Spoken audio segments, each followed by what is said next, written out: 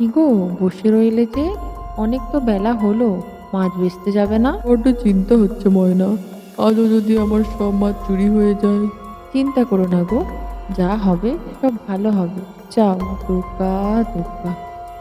ধুর, ভাল লাগে না। কখন থেকে বসে আছি, আজ তো এখনো মাছওয়ালাটা এলো না। তবে কি আজ ও মাছ নিয়ে আসবে না? দেখি তো একটু উঁকি মেরে। ওই তো, ওই তো আসছে, বেটাটা মাছ নিয়ে আসছে। কি মজা, মজা করে চিবিয়ে চিবিয়ে খাবো।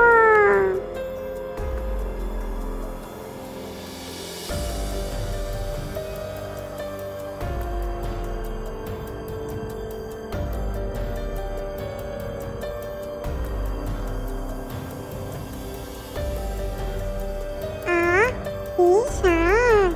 যাই, এবার একটু ঘুমিয়ে নেই। বেটা, এবার বল। হায় হায়, এ কি হলো আমার সাথে? রোজ রোজ এভাবে আমার সাথে কি হয়ে যাচ্ছে? হে ভগবান, তুমি কোন পাপের শাস্তি দিচ্ছ আমাকে? তুমি কি কিছুই দেখতে পাচ্ছ না? এত বেলা হয়ে গেল, উনি তো এখনো বাড়ি ফিরে এলো না। তবে আবার কোনো বিপদ হয়নি তো? না না, আমাকে এখনই যেতে হবে খুঁজতে ওনাকে।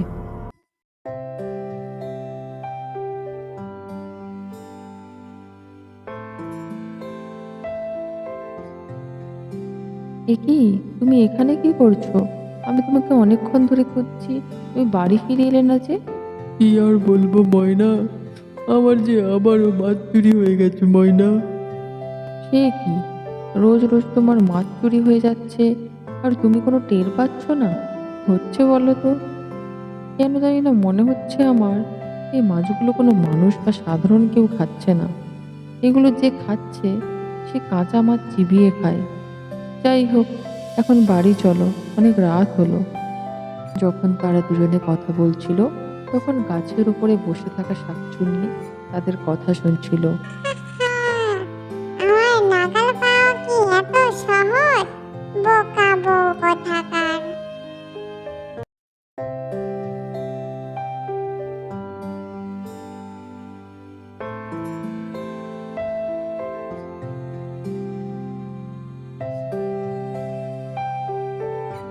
গো, আজও বসে আছো যে, মাছ নিয়ে বের হবে না? না গো, আমি আর মাছ বেচবো না ঠিক করেছি। কি বলছো? তাহলে আমরা খাবো কি? কি বলবো বলো তো ময়না, আজও আবার গেলেই তো মাছ চুরি হবে। আমি যে আবার পথে বসবো। চিন্তা করো না, আজ আমিও তোমার সাথে যাব, আর দেখবো কে রোজ রোজ এই মাছ চুরি করছে। আমি তোমার পিছু পিছু যাব, ঠিক আছে? তোমার থেকে অনেকটা দূরে দূরে থাকবো। আহ, আবার মাছের গন্ধ পাচ্ছি। বেটার ডাকটা শুনে জিভটা বড্ড লবলব করে।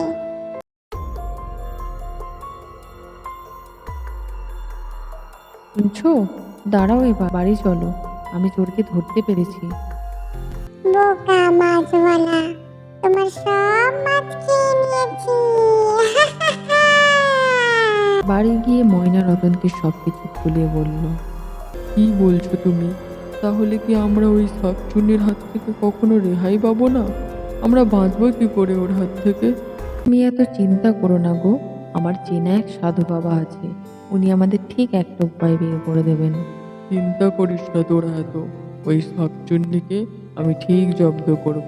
এই নে, এই বড় ইলিশ মাছটা নিয়ে যা। এই কাঁটাই ওই শাকচুন্নিকে শেষ করবে। সাধু বাবার কথা মতো পরদিন সকালে আবারও রতন মাছ নিয়ে বেরিয়ে পড়ল। ওমা, এ কি বড় ইলিশ মাছ এনেছে। ইলিশের গন্ধে পুরো চারিদিক ম ম করছে। যাই, কামড় বসাই, মজা করে খাই। মরে গেলাম রে, মরে গেলাম। আমার গলায় কি হয়ে গেল? আমার গলাটা পুরো ফুটো হয়ে গেল রে। আমি মরে গেলাম রে, মরে গেলাম। আমায় কেউ বাঁচাও রে। কি ভেবেছিলি শাকচুন্নি? গরিবের পেটে লাথি মেরে এরকম মজা করে মাছ খাবি?